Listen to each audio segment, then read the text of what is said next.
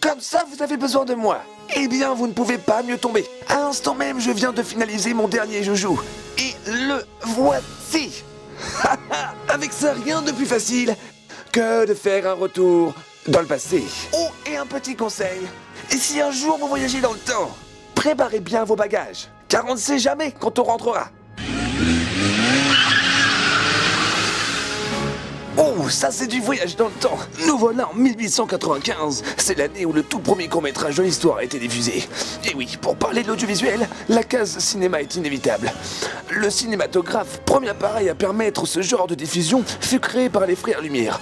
Des chics types au passage. Leur café est un vrai délice. Et enfin bon. Ensuite, petit saut dans le temps, enfin petit, plus de 30 ans quand même. Et c'est en 1927 que verra le jour le premier film parlant réalisé par des Américains. Et oui, dès que les Français inventent un truc, il faut qu'ils viennent forer leur nez aussi. Ce fut l'une des premières grandes avancées dans le monde de l'audiovisuel, avec l'apparition de l'image en couleur peu de temps après. Et c'est d'ailleurs à partir de ce moment-là que le terme audiovisuel prit tout son sens. Le bonhomme qui a inventé ce mot a dû se dire « Comment appeler un média qui mélange l'audio et le visuel ?» Mais oui, l'audiovisuel. Et ouais, l'imagination c'est inné, que voulez-vous? Mais de nos jours, que représente l'audiovisuel? Eh bien, en plus du cinéma, il y a la télé qui s'est installée dans nos foyers à partir des années 60. Cette fois-ci, plus la peine de se déplacer dans les salles de cinéma ou ailleurs, on avait enfin le pouvoir de tout faire depuis chez nous.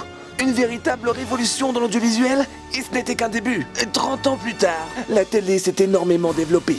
Les émissions et les chaînes se démultiplient et de plus en plus d'habitants possèdent un téléviseur. Et à l'heure que la technologie semblait avoir montré tout ce qu'elle avait, la douce mélodie de la révolution se fit une nouvelle fois entendre.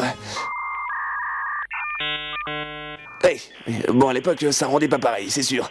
C'était pas très swag comme disent les jeunes, mais internet était là, et avec lui, un nombre incalculable de nouvelles possibilités. Et on pourrait ajouter à cela un cap également décisif dans le monde de l'audiovisuel, le passage au numérique, qui représente aussi l'une des plus grandes découvertes de notre temps. Le 21e siècle a donc vu naître un grand nombre de techniques, et donc de nouveaux types de médias.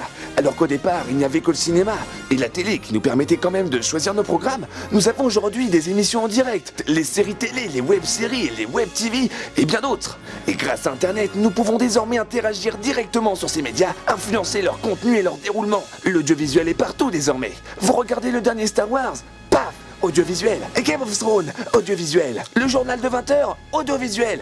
Le talk show du samedi soir, audiovisuel. Les vidéos de chat sur YouTube, audiovisuel. Quant à ce que nous réserve l'avenir, ça je vous laisse le soin de le découvrir vous-même. J'ai un mariage en 55 avant Jésus-Christ et je voudrais pas être en retard.